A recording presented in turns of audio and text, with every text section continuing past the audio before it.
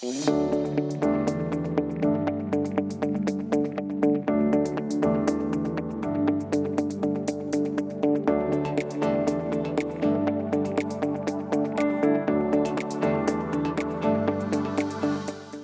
buenos días y bienvenidos a este nuevo conversatorio de Semana Económica. Mi nombre es Daniela Navarro y hoy seré la moderadora de este evento. El día de hoy trataremos una temática muy importante para ustedes, nuestra audiencia. Inversión a largo plazo, activos alternativos para tiempos desafiantes. Durante una hora conversaremos con un panel de expertos acerca de 3 temáticas en específico. Primero, cómo encontrar oportunidades de inversión en medio de una coyuntura económica desafiante. Segundo, cómo lograr un portafolio de inversiones diversificado que sea resiliente a cambios y riesgos locales y globales. Y por último, ¿qué tendencias pueden hacer de los activos alternativos grandes herramientas de inversión de cara al 2024 en adelante? Dicho esto, quiero agradecer a nuestros socios estratégicos, Sura Investments, que nos han acompañado en la construcción y desarrollo de este conversatorio, a quienes les estamos grandemente agradecidos. Y bueno, lamentablemente Antonio Ceballos no va a poder acompañarnos en el panel de hoy, sin embargo tenemos un panel de lujo que nos acompañará esta mañana. Paso a presentarlos. Empiezo con Daniel Arias, VP de PIMCO Latinoamérica and the Caribbean. Hola Daniel, muchas gracias por estar aquí con nosotros. Hola Daniela, buenos días y buenos días a todos. Mil gracias a Semana Económica y a Sura Investments por esta agradable invitación. Esperamos que sea de interés para todos. Muchas gracias, Daniel. Pasamos con Luis Malavé, Director Investor Relations Latinoamérica de The Carlyle Group. Hola Luis, ¿cómo estás? Hola Daniela, buenas a todos. Gracias a Semana Económica y a su audiencia por contar con mi participación y a Tomás y al grupo de Sura por auspiciar este evento. Muchas gracias, Luis. Empezamos con Frank, también Senior Partner de EBW Capital Londres. Hola Frank, ¿cómo estás? Muy buenos días a todos. Muchas gracias por el espacio, por la invitación y participar en el panel. Y espero que sea útil la conversación que vamos a tener en los próximos minutos. Muchas gracias de nuevo. Muchas gracias, Frank. Y por último, presentamos a Tomás Silva, Senior Vice President Fund Selection en Sura Investments. Gracias por desarrollar este espacio con nosotros.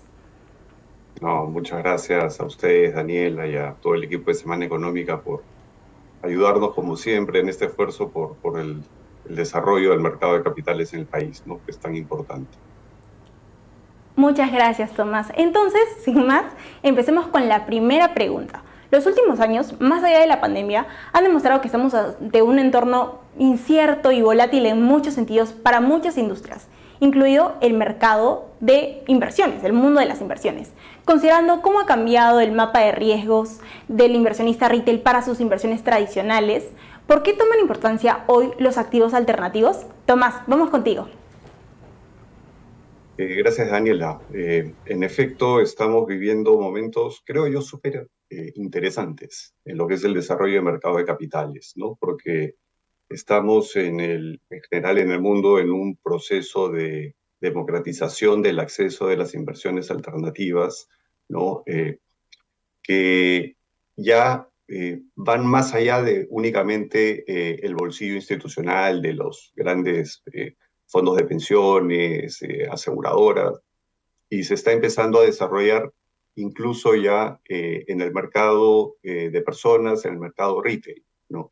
Cada vez hay más gestores, más fondos que están viabilizando vehículos de inversión que permiten generar estructuras incluso eficientes desde el punto de vista tributario, que nos permiten a firmas como Sura el generar fondos que den exposición a las familias en el Perú a invertir de manera, insisto, eficiente desde el punto de vista tributario en inversiones como real estate, infraestructura global, deuda privada, private equity, ¿no?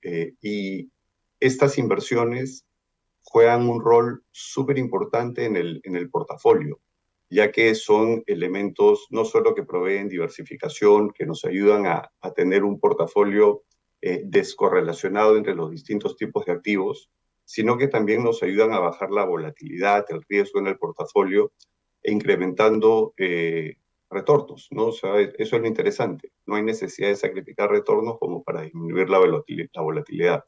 Y eso es justamente el impacto que tiene en las carteras la inclusión de activos alternativos. Ahora, como bien dicen en economía, no hay lonche gratis, ¿no?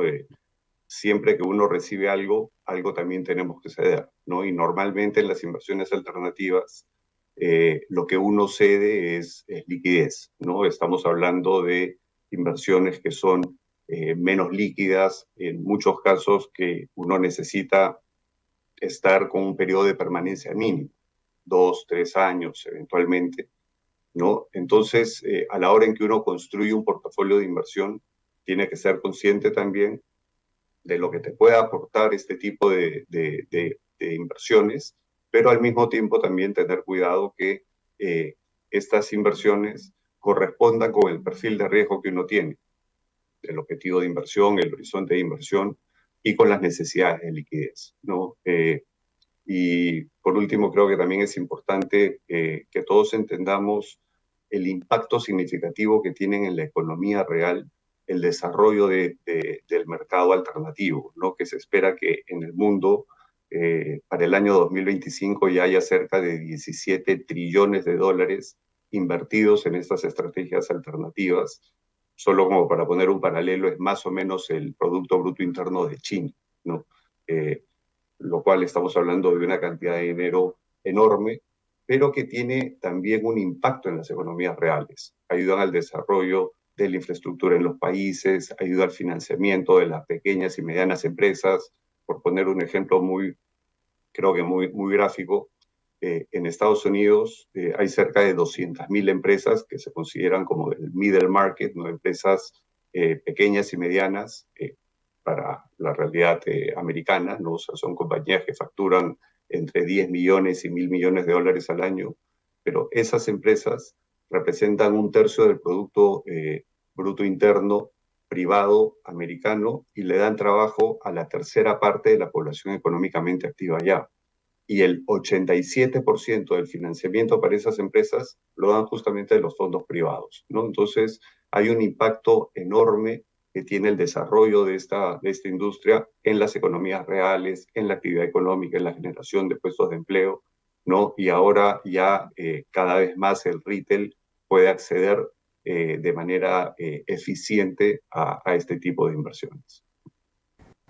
Muchas gracias, Tomás. Muy interesante lo que mencionas acerca de los activos alternativos y cómo estos impactan en diferentes economías. Frank, vamos contigo. Ya, muchísimas gracias. Yo voy a añadir algunos comentarios a lo que ha dicho Tomás. Estos productos del sector alternativo, especialmente los semilíquidos, se han empezado a desarrollar en el año 2017-2018. Entonces hemos visto un crecimiento en los últimos años muy fuerte en diferentes sectores, empezando con el real estate, que ha sido uno de los sectores principales en el sector de los semilíquidos. Y últimamente hemos visto una tendencia en los semilíquidos que están entrando también en el sector de renta fija, direct lending, y eso también es algo de cambios que hemos visto estructuralmente en los mercados, porque tradicionalmente el típico préstamo para una empresa ha venido de un banco, pero hemos visto en los últimos 10, 15 años que los bancos se han retirado de este mercado de renta fija de préstamos y estos fondos privados han entrado en el mercado para cubrir esta necesidad de las empresas, de los pymes en todo el mundo que necesitan préstamos. Y la banca hoy por hoy no es capaz o interesada o dispuesta para llenar este espacio. Entonces, estos fondos están jugando un papel fundamental en el crecimiento de diferentes sectores en las diferentes economías. Y hoy por hoy el cliente de retail o minorista tiene la capacidad de entrar y participar en estos productos. Especialmente en el año 2022, en la parte de direct lending, hemos visto muy buenos rendimientos en esta parte, que estos productos semilíquidos han dado unos retornos muy positivos, mientras el sector de renta fija, e incluso con estos conceptos del 60-40, que ha dado lamentablemente retornos muy negativos para el inversionista final. Pero estos sectores de semilíquidos, tanto en crédito y o en real estate en el año 2022 han tenido muy buenos retornos, por lo cual es una manera muy eficiente para añadir una participación, una parte de la cartera, invertir en estos sectores, aumentar retornos, bajar volatilidad. Sí es cierto, por una manera o por otra tenemos que sacrificar una parte de la liquidez. En vez de tener acceso a nivel diario, podemos tener acceso mensual y o trimestral.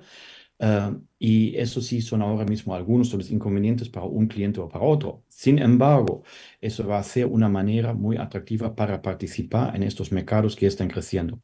No solamente los 17 trillones que tenemos en 2025, sino las proyecciones de crecimiento son aún mucho más fuertes en el sector de semilíquidos y podemos llegar a unos números mucho más elevados. Es decir, eso es un sector de semilíquidos con diferentes sectores, sería crédito, real estate, sería infraestructura en el mercado, y el private equity no solamente ahí hace pocos años, sino se está desarrollando y va a ser uno de los sectores fundamental para las carteras en el futuro del cliente minorista en cada uno de los países en que estamos cubriendo. Gracias por tu respuesta, Frank. Justo lo que mencionas me da pie a la segunda pregunta, que son los alternativos semilíquidos. Sabemos que el abanico de activos alternativos es sumamente amplio y entre ellos los alternativos semilíquidos han ido tomando una mayor preponderancia en el portafolio de inversiones de los inversionistas retail. ¿Cuáles son aquellos que se han consolidado, digamos, como los más atractivos y qué debe tener en cuenta un inversionista al momento de elegir en cuál de todos ellos invertir? ¿Por qué es que hoy han tomado tanta importancia para el sector de wealth management? Luis, vamos contigo. Gracias, Daniela. Haciendo eco a todos los atributos que tiene el mundo alternativo que han comentado mis colegas Tomás y Frank. eh, el mundo de alternativos hasta hace muy poco, durante 30, 40 años, estaba básicamente disponible para el inversionista institucional. Fondos de pensiones, compañías de seguros, bancos y algunos fondos soberanos. Hace unos 5 o 6 años, grandes asset managers empezaron a buscar la estructura que fuese lo más amigable posible para el inversionista minorista. Y lo primero lo que nos topamos fue básicamente la liquidez. Como hay que renunciar a cierta liquidez para conseguir esa prima por iliquidez que uno consigue en los mercados privados, tratamos de conciliar lo mejor que se puede el balance entre tener activos que tienen periodos de tenencia largos con cierta liquidez que le podríamos dar al inversionista final. Y ahí es donde se crean esos productos con liquidez trimestral, que son los que llaman en inglés evergreen, o sea, son fondos que son perpetuos y que le dan puntos de acceso al inversionista de manera trimestral con reportes trimestrales y le dan la liquidez trimestral en caso de la necesite. Entonces, el tema de la liquidez fue lo primero que tratamos de conciliar con la realidad de tener periodos de tenencia largo en los activos subyacentes. Lo segundo son los puntos de acceso. Usar plataformas como Sura nos ayuda a nosotros a llegar a ese cliente final, llegar a ese cliente que necesita a un asesor, necesita a una plataforma que le dé toda la tecnología, la parte operativa y la parte tributaria, de manera que esa estructura pueda ser posible. Lo tercero, y aquí hago hincapié y énfasis en el asesor, apoyarse mucho en el asesor, que el asesor es el que tiene todo el contexto del portafolio de ese cliente minorista. Ese asesor conoce cuánto tiene ese cliente en los mercados públicos, ya sea en acciones o en renta fija, pero también en lo que es la sección de inversiones alternativas. Esa diversificación es lo que hace que un portafolio sea lo más resiliente posible ante la volatilidad que tenga el mercado. Por eso es sumamente importante apoyarse en ese asesor para hacer la selección de todos los activos que estén dentro del portafolio para poder llegar a tener esa resiliencia que básicamente se logra con diversificación. Ahora, ¿cuáles son las clases de activos en las que se han creado estos productos semilíquidos? Empezó, como lo dice mi colega Frank, en el mundo inmobiliario, con fondos perpetuos que inviertan en activos existentes en el mundo inmobiliario, mayormente Estados Unidos, pero ya han ido creciendo hacia otras geografías, donde inviertes en activos que generen ciertos flujos y esos flujos básicamente se los distribuyo al inversionista final.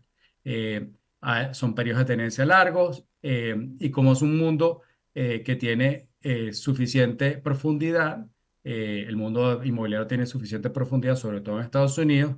Es un mundo donde yo me siento cómodo en poder conciliar ese balance entre el periodo de tenencia largo de mis activos y mis obligaciones que puedo tener más hacia corto plazo dando esa estructura semilíquida.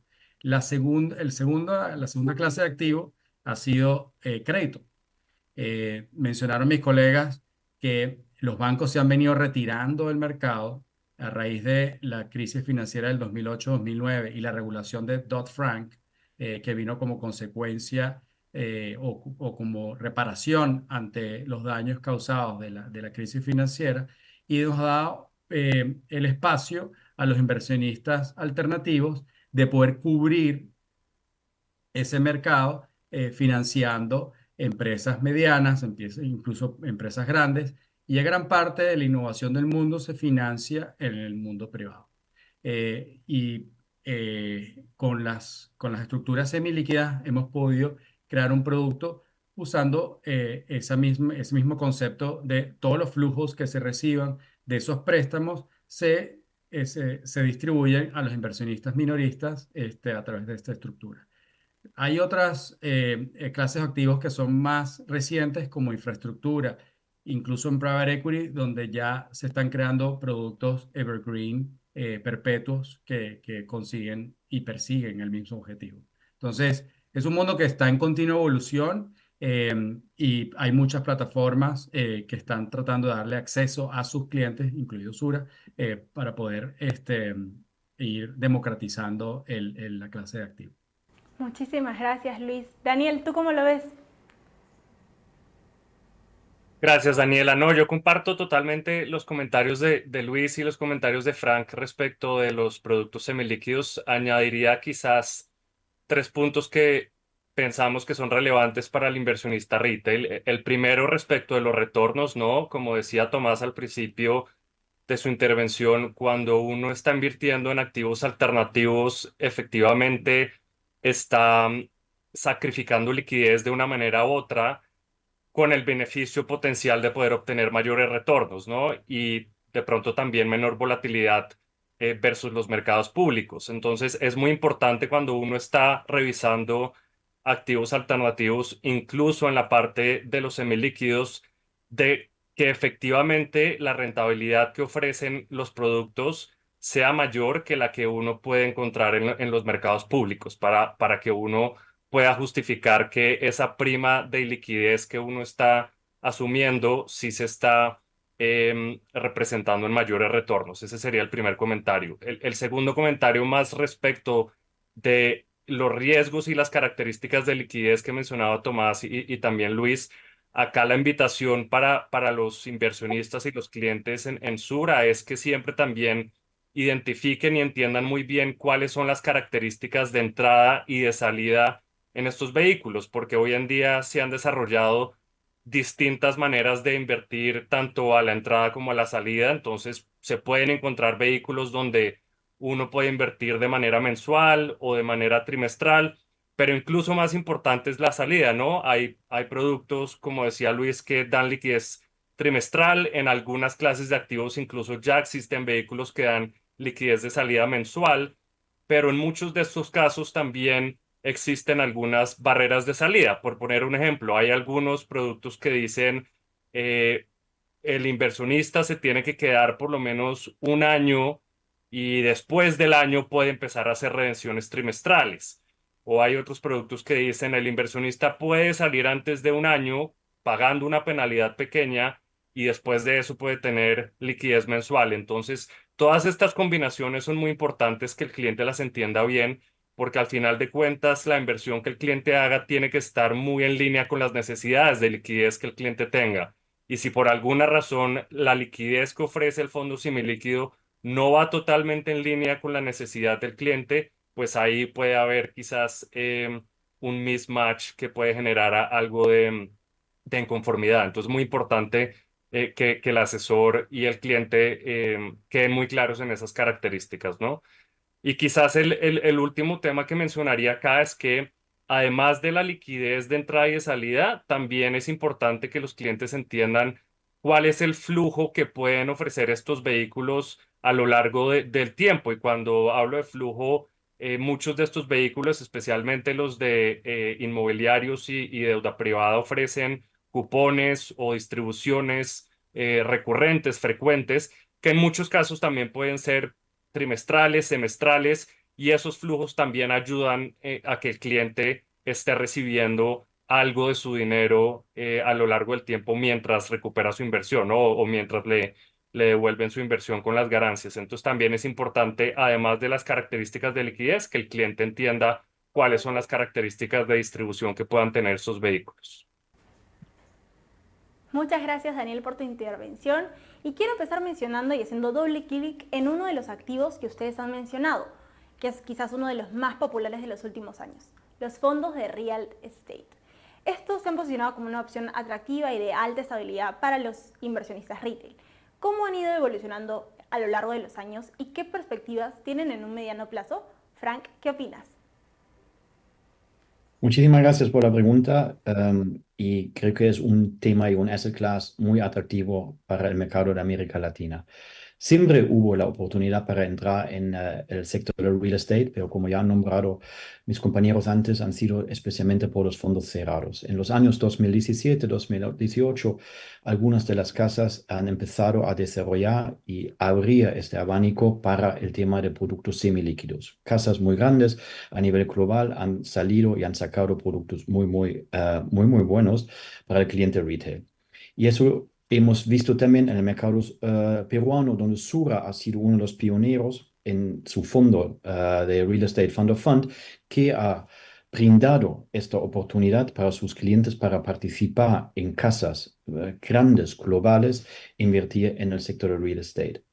En los primeros años ha dado muy buenos retornos, realmente a plazos de 8 o 10 años están dando muy buenos retornos. Si hablamos de un círculo de 8 o 10 años, el retorno es 8 o 9%. Entonces está muy superior sobre los temas de un US Treasury. Y entonces yo creo que ese es un producto atractivo. Esos productos nunca han tenido la idea de ofrecer y brindar retornos de 15-18%, por eso tampoco están en el mercado para el cliente. El riesgo que ellos están manejando está siempre buscando esos retornos de 8 o 10%, y a largo plazo de 8 o 10 años están ofreciendo esos retornos. Han tenido muy buenos rendimientos en los últimos años. El año 2023, no podemos negar, ha sido un año negativo en el tema de retorno de los fondos, pero en comparación con el tema de 2008-2009, donde el real estate ha sido estructuralmente un problema y ha causado un problema en el mercado, ahora mismo el problema de los retornos negativos que hemos visto en el año 2023 no viene por la parte del real estate. El real estate en Estados Unidos es un asset class súper sano, con mucho interés. Todo el mundo quiere invertir, todo el mundo está invirtiendo, pero hemos visto claramente una situación en el mercado donde los tipos de intereses de prácticamente cero han subido a 5%, y un asset class como real estate no ha sido capaz para ignorar esta subida de los tipos de intereses. Pero ya estamos en una situación del mercado donde los tipos de intereses, lo más probable es que no van a seguir subiendo. El mercado se ha calmado y ya estamos viendo los primeros, como podemos llamar, brotes verdes en el sector de real estate. Y yo creo que vamos a tener unas oportunidades muy atractivas cara al futuro, de nuevo para volver a entrar en el sector de real estate por todos estos temas que estamos viendo estructurales. Por una parte, en el tema de vivienda en Estados Unidos. Vivimos el sector de industriales en Estados Unidos con temas, y disculpa que estoy utilizando las palabras en inglés, el onshoring, el reshoring, todo eso son temas que están aumentando la demanda para este tipo de propiedades. Y Estados Unidos es claramente el objetivo o el puerto más atractivo para el inversionista de América Latina. Es el mercado más grande del real estate, es más del 50% del real estate a nivel global, es Estados Unidos, y es el mercado que más rendimiento está ofreciendo y mejores retornos está ofreciendo, mejor seguridad está ofreciendo, por lo cual es el objetivo natural para una institución como Sura ofrecer un producto para sus clientes invirtiendo en diferentes subyacentes y da acceso a sus clientes para el mercado. Nosotros estamos pensando ahora mismo cara al futuro.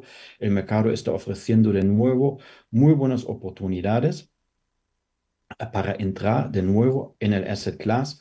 Tenemos todos estos puntos prácticamente a favor y creo que hemos visto los puntos negativos que han sido principalmente en los últimos 12, 18 meses el tema de subida de tipo de intereses. Por lo cual creo que es un muy buen momento para retomar atractivo para el asset class de real estate. Muchísimas gracias, Frank. Y bueno, me quedo con lo que mencionas de la importancia de la categoría de real estate, que me da pie a la siguiente pregunta.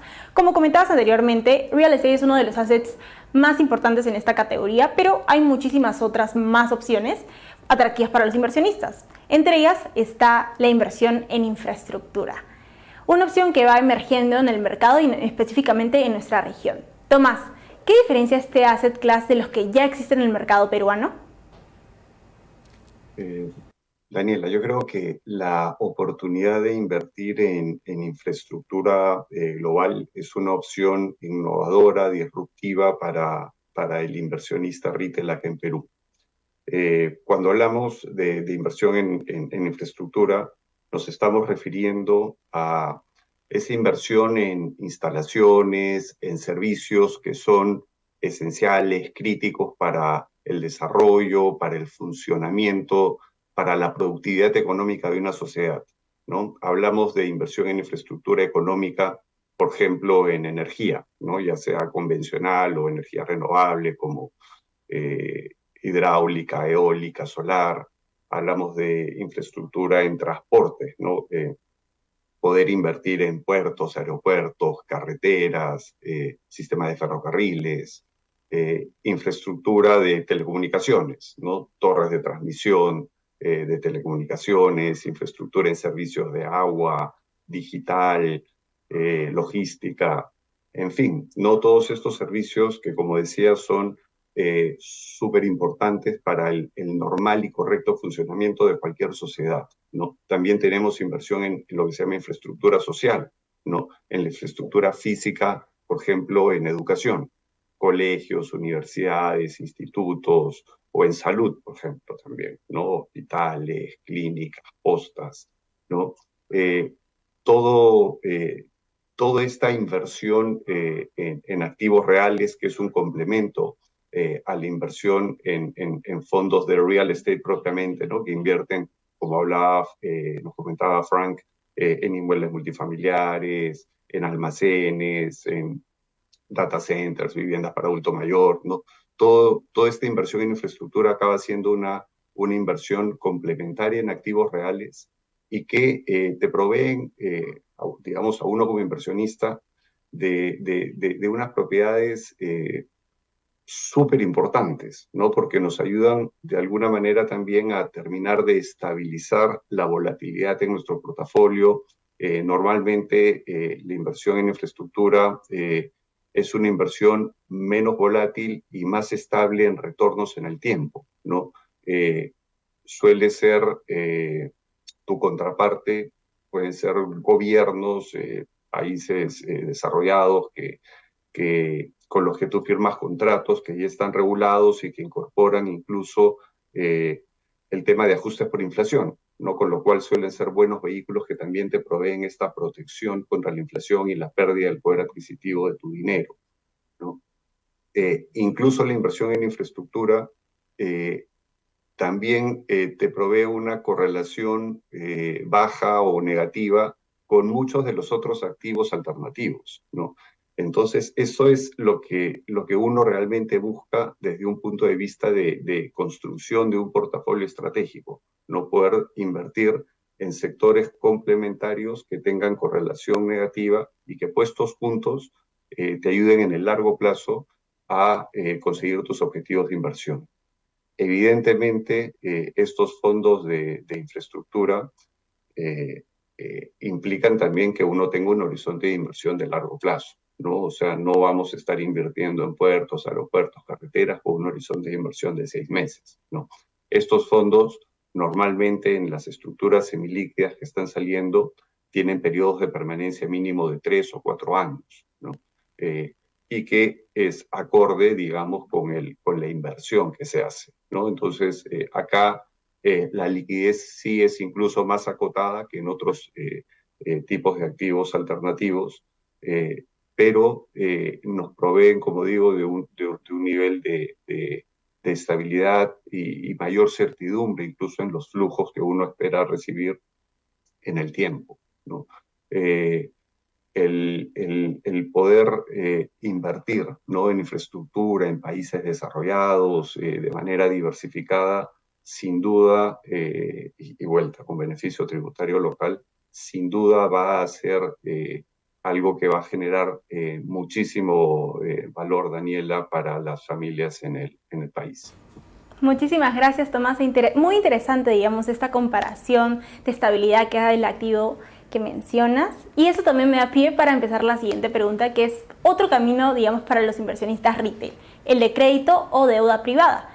Estos presentan, digamos, una alternativa versátil y amplia para los inversionistas, permitiendo una diversificación a bajo riesgo. Ahora, ¿qué estrategias de inversión en deuda privada han demostrado ser las más rentables en tiempos recientes? ¿Y qué consideraciones debe tener un inversionista al momento de elegir los instrumentos de deuda privada más adecuados para su portafolio? Luis, vamos contigo. Gracias, Daniela, por la pregunta. A ver, yo divido el mundo de crédito o el sistema de crédito en dos: la demanda por capital y la oferta por capital.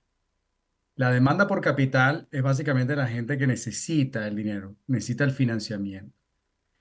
Hoy en día, y lo que decía antes, concatenando un poco con esa historia reciente después de la crisis financiera del 2008 y 2009, después viene la regulación Dodd-Frank que limita a los bancos qué tipo de operaciones puede hacer. Viene el mundo alternativo dentro de la ecuación y empieza a cubrir esas necesidades de capital. Ese mundo empieza en el 2011-2012 y ahora es un mercado de 2 trillones de dólares. O sea, es un mercado de 2.000 billones de dólares. La demanda por capital en ese mundo se da básicamente por tres razones. La primera razón es agilidad. Estoy buscando a alguien que me genere un financiamiento en la menor tiempo posible y en las mejores condiciones posibles. La segunda razón es la relación per se. O sea, yo voy a buscar a alguien que me preste dinero, que conozca mi industria, que conozca el ecosistema donde opero y que pueda adaptar el financiamiento a esa condición. Y la tercera es básicamente alguien que me pueda estructurar el financiamiento con una condición que se adapte al cambio que tenga mi negocio en el tiempo. Pongo un ejemplo, quiero hacer una adquisición, entonces tenga que yo extender ese financiamiento para poder hacer esa adquisición. Vendo mi compañía en el año 2, entonces que yo pueda repagar el préstamo. Todas esas condiciones son negociadas durante el financiamiento. Entonces, a nivel de demanda por capital, ha venido creciendo vertiginosamente en los últimos 10 años y casi todo esa demanda se ha dado por el mundo privado. Del lado de la oferta de capital, que somos los inversionistas que estamos dando el dinero y somos los que estamos sirviendo como oferentes del capital para que luego sea extendido al quien lo demande. Esa primera etapa fue de inversionistas institucionales, un poco parecido a lo que ha pasado en el mundo inmobiliario, en el mundo de infraestructura. Y en los últimos 5 o 6 años es que se han creado estructuras para que puedan acceder los inversionistas minoristas. ¿Y cuáles son las opciones que han tenido los inversionistas minoristas hasta hace poco? Básicamente una cartera de bonos eh, que lo más diversificada posible, una cartera de grado de inversión, en los últimos tiempos te ha dado 4 o 5% a largo plazo. Si quieres tener un retorno un poco más agresivo, ya en una cartera de lo que llaman high yield, estás buscando rendimientos entre 6, 7, máximo 8% a largo plazo. Si ya quieres tener un retorno por encima de eso, tienes que irte al mundo privado. Dentro de las alternativas que hay en el mundo privado semilíquido están lo que llaman en inglés el direct lending, que son básicamente una cartera de préstamos para empresas medianas, en algunos casos hasta grandes, en Estados Unidos y en Europa. Entonces, allí puedes conseguir retornos de 11-12% en una cartera bastante diversificada con bastantes protecciones. Muchísimas gracias, Luis. Interesante lo que comenta sobre la transición, digamos, de este inversionista institucional al inversionista retail en esta área en específica. Daniel, vamos contigo. Gracias, Daniela. Yo complementaría los comentarios de Luis con un par de temas. El primero, y retomando lo que él mencionaba sobre los préstamos directos corporativos, que quizás ha sido el segmento del mercado que más crecimiento ha tenido en los últimos 5 años desde la perspectiva de la deuda privada. Y esto tiene varias razones, ¿no? La primera es que, por supuesto, fue uno de los segmentos que más se vio afectado con esta falta de financiamiento de los jugadores tradicionales del sistema como los bancos, y de ahí fue que nació una gran necesidad de financiamiento privado por fuera del sistema tradicional. Pero lo segundo es que desde la perspectiva de los inversionistas, también es mucho más fácil para un inversionista hacer un paralelo del mercado público con el mercado privado en el mundo corporativo versus otros segmentos. Entonces, tradicionalmente, cuando un inversionista nunca había invertido en deuda privada, el primer segmento donde tradicionalmente entra es el mundo de crédito corporativo privado, porque tiene unas características de flujos de caja y unas características de estructuración del préstamo similares a lo que se puede ver en un bono corporativo público. Entonces, el paralelo es relativamente fácil de entender. Ahora, recientemente y especialmente con la crisis de los bancos regionales que vimos el año pasado en Estados Unidos, hemos empezado a ver también que los jugadores tradicionales en otros segmentos por fuera del mundo corporativo se han empezado a alejar porque la regulación también los está empezando a apretar un poco más y se está abriendo un nuevo espacio, así como en el 2010-2011, como mencionaba Luis, se abrió un espacio enorme para la deuda privada corporativa porque los bancos tuvieron que alejarse del segmento de cierta forma. Hoy en día se está abriendo un espacio gigantesco para préstamos que no están relacionados con el mundo corporativo, sino que más bien están relacionados con, por ejemplo, proyectos residenciales, proyectos comerciales, portafolios de préstamos estudiantiles, portafolios de préstamos de automóviles, todo este tipo de segmentos que también es un universo de 20 o más trillones de dólares y que normalmente no había sido muy mirado por los inversionistas, tanto institucionales como retail. Hoy en día está teniendo un crecimiento acelerado y un potencial muy grande hacia adelante, porque ahí es donde va a haber una falta de capital enorme a raíz de que los bancos tradicionales regionales se están teniendo que echar para atrás. Entonces va a tener que llegar capital de manera importante a suplir ese rol, y ese capital va a venir probablemente de inversionistas como estamos hablando acá, tanto institucionales como del lado retail. Entonces, quizás la invitación acá sería a tu punto, Daniela, de cuáles pueden ser las alternativas más atractivas. Es para aquellos inversionistas que apenas están entrando al mundo de crédito privado, vale la pena que empiezan a mirar, por supuesto, crédito corporativo privado.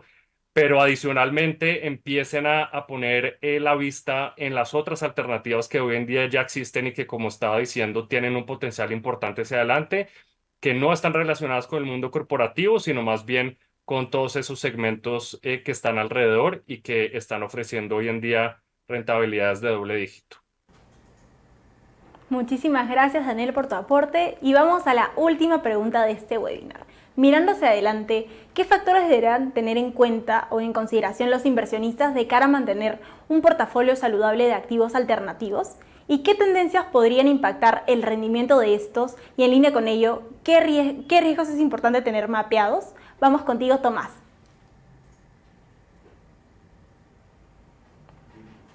Tomás, estás muteado. Pero puedes volver a empezar, no hay problema. Este es un punto clave, Daniela, y yo creo que espacios como este sirven mucho, ¿no? De cara a la educación financiera necesaria que tiene que acompañar este crecimiento de este proceso de democratización del acceso de inversiones alternativas, que son estrategias nuevas con las que normalmente el inversionista retail no está tan familiarizado, ¿no? Que va más allá de la inversión en instrumentos de money market o de acciones o bonos, ¿no? De empresas y países. Y estamos hablando acá de un espectro de inversiones muchísimo más grande que también tienen en cada uno de estos espacios, por ejemplo, en la deuda privada, distintas estrategias, en donde puedes tener unas que conllevan un nivel de riesgo más bajo y también tienes otras que pueden conllevar niveles de riesgo mucho mayores. Y es crítico que los inversionistas entiendan y conozcan cuáles son los riesgos que estás asumiendo para poder identificar bien cuál es el fondo conveniente para ti, cuál es la estrategia de inversión conveniente para ti. Por ejemplo, en real estate, uno puede hacer una inversión que se llama oportunística, ¿no? En desarrollos, en proyectos que están en planos. Eso conlleva un nivel de riesgo mucho mayor a que si uno comprase una propiedad absolutamente estabilizada, terminada, que genera rentas, que tiene inquilinos y contratos firmados, ¿no? Entonces, en cada estrategia hay riesgos distintos que es muy importante que los inversionistas conozcan de cara a lo que nosotros llamamos el suitability, ¿no? Si es que un fondo o un producto es suitable, es conveniente para ti dentro de tu perfil de inversionista, dentro del objetivo de inversión que tienes, dentro del horizonte de tu inversión. Aquí estamos hablando de alternativas súper buenas que te van a ayudar a bajar la volatilidad en tu portafolio en el largo plazo, a incrementar los retornos, efectivamente sacrificando algo de liquidez, pero es importante vuelta a entender todas estas características antes de hacer una inversión, ¿no? Y vuelta, aprovecho para agradecer acá a los panelistas que nos están acompañando, que es la gente top del mercado, ¿no? Que nos están ayudando en este esfuerzo justamente de educación financiera, ¿no? Y nada, ¿no? Esa creo que sería la principal recomendación que yo le haría a los inversionistas. Muchas gracias, Tomás. Y bueno, vamos con la intervención de Frank. Muchísimas gracias. Creo que voy a ser muy positivo en la última intervención aquí en el panel. Yo creo que estos productos de que estamos hablando hoy, y creo que no están solamente ahí para quedarse, sino para crecer. Y yo creo que también deberían que tener un papel fundamental en las carteras de cada uno de los clientes. Debería que, según las necesidades, los intereses y los posibilidades de cada uno de los clientes, deberían, creo que, tener un porcentaje entre 15 y 25% en la cartera. Entonces, yo sé, hoy por hoy, en América Latina, estos son números muy altos, pero eso es lo que estamos viendo mucho en el mundo institucional y en el mundo de retail en otros países. 15 a 25% es un punto mágico en esos temas de inversiones. Estoy totalmente de acuerdo con lo que ha dicho Tomás. Lo importante sería diversificar y tener unas inversiones balanceadas. Entonces, depende también del interés del cliente. Si el interés del cliente es tener un producto que produce income, no debería que buscar un producto que solamente está buscando el crecimiento, porque sería un poco contra el interés del cliente. Y entonces hay que tener siempre en cuenta el riesgo y las necesidades de cada uno de los clientes en el momento de elegir los subyacentes que necesita en la cartera. Pero como he dicho antes, estos productos están para quedarse. El mercado va a crecer. Estamos viendo crecimientos muy amplios, muy sanos en el mercado, tanto en tamaño de los productos, incluso yo creo que debería que crecer tanto el tamaño de los clientes, las inversiones en sus carteras, en los productos alternativos cara al futuro. Muchas gracias, Frank. Luis, ¿tú cómo lo ves? Sí, en mi lado, también muy positivo con el futuro de estos mercados alternativos, pero hay que tomar en consideración tres elementos principalmente. El primero, conceptualmente, y la motivación de invertir en una cartera y en un mundo que estaba básicamente exclusivo para inversiones institucionales, a través de plataformas como la de Sura, con estructuras semilíquidas, me parece que me puede dar el acceso a toda esa innovación del mundo que ocurre en Estados Unidos, en Asia, Europa, etcétera. Me puede dar acceso a todo lo que es el mercado inmobiliario que está emergiendo nuevo en grandes geografías, todo lo que son edificios multifamiliares, todo lo que son almacenes, etcétera. Me puede dar acceso a todos esos activos de infraestructura, etcétera. Entonces, todo conceptualmente me puede dar exposición a esas clases de activos a las cuales no tengo acceso en el mundo público. El segundo punto que voy a mencionar es entender bien el producto que me están ofreciendo y cómo lo entiendo. ¿Qué tipo de activos invierte? ¿Cuál es la liquidez de ese mercado donde están esos activos? Y cómo esa liquidez va a apoyar la liquidez de la estructura. Y el tercer punto, lo han mencionado mis colegas, que es básicamente el periodo de permanencia. Estos productos están diseñados para que uno se quede a largo plazo. Uno va a ver los frutos es a largo plazo. Y hay que tomar en consideración que cuando el mercado está volátil, todo el mundo quiere salir por la misma puerta. Y la idea es que el producto los inversionistas que se queden no se vean afectados por los inversionistas que se van. Entonces, por eso la mayoría de estos fondos, como bien lo comentó Daniel en una de sus intervenciones, están diseñados para dar cierta liquidez, pero en mercados normales. Cuando el mercado está muy volátil, la idea es tener la disciplina de quedarse y no sufrir la tentación de tener que salir porque el mercado está en voy a decir la palabra en inglés, en un sell-off masivo. Entonces, hay que tener la disciplina de quedarse a largo plazo y van a ver los frutos de retornos de 300, 400, hasta 500 puntos básicos por encima de lo que pueden conseguir en un producto tradicional en el mundo líquido. Muchas gracias, Luis. Y ya para ir cerrando con nuestra última intervención, Daniel, vamos contigo. Gracias, Daniela. Yo creo que todos los comentarios de mis colegas han sido supremamente valiosos. Cerraría quizás con dos puntos. El primero, solamente regresar a la intervención que hice hace unos minutos respecto de el flujo de caja y la liquidez que se ofrece en estos activos y cómo eso juega un papel importante en el rol del portafolio completo del cliente, ¿no? Entonces, al punto de Luis de tener la disciplina de quedarse invertido en el largo plazo, es muy importante que el cliente, dentro del rol de todo el portafolio, pueda identificar cuáles son las fuentes de income, de distribución y las fuentes de liquidez que le van a poder alimentar necesidades urgentes que el cliente tenga para que el cliente no tenga que necesariamente ir a liquidar una inversión en un producto alternativo en un momento donde quizás no era necesario hacerlo.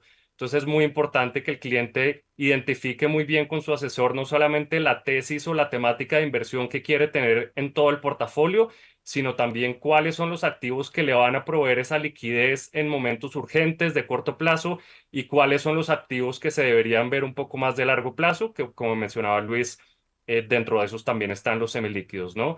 Y el otro punto importante, y esto es más relacionado con sesgo comportamental, hemos visto mucho que los inversionistas, cuando empiezan a entrar al mundo de activos privados o alternativos, tienen un sesgo importante a irse por el segmento en el cual el inversionista tiene mayor conocimiento. Entonces, si es un inversionista que tiene un negocio de construcción y de inmobiliario, es muy tradicional ver que ese inversionista también busca meterse en negocios inmobiliarios en el mundo privado, lo cual no necesariamente tiene algo de malo, pero la invitación acá es siempre pensar en la diversificación. Si el negocio natural del cliente o su riqueza o su patrimonio ya viene del sector de construcción, pues concentrar la exposición en su portafolio en el mundo alternativos, también en el mundo de construcción, es hacer un doble clic en un solo riesgo. Entonces es muy importante tratar de evitar esos sesgos de comportamiento y tratar de pensar siempre en cómo el portafolio de inversión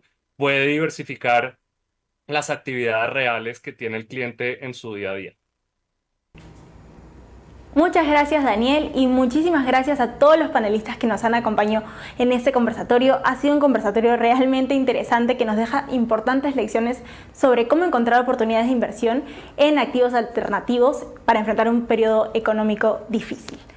Déjenme tomarme un minuto, por favor, para agradecerle a cada uno de ustedes porque literalmente ha sido una experiencia muy grata. Muchísimas gracias, Daniel Arias, VP de PIMCO Latinoamérica and the Caribbean, Luis Malavé, Director Investor Relations Latinoamérica de The Carlyle Group, Frank Pauls, Senior Partner de EVW Capital Londres, y Tomás Silva, Senior Vice President Fund Selection en Sura Investments. Muchísimas gracias por su tiempo y muchas gracias a ustedes, público de Semana Económica, por acompañarnos esta mañana en un nuevo conversatorio. Recuerden que como este contenido pueden encontrar análisis de primer nivel y mayor información en nuestra web, revista impresa y redes sociales. Síganos por nuestros canales oficiales para enterarse de más noticias, eventos, conversatorios y más. Y antes de cerrar, solo queda agradecerle a nuestro socio estratégico, Sura Investments, por ser parte de esta iniciativa y apoyarnos en la creación de este proyecto. Ha sido un gusto poder co-crear con ustedes. Dicho eso, nos despedimos. Soy Daniela Navarro y conmigo hasta otra oportunidad. Chao, chao.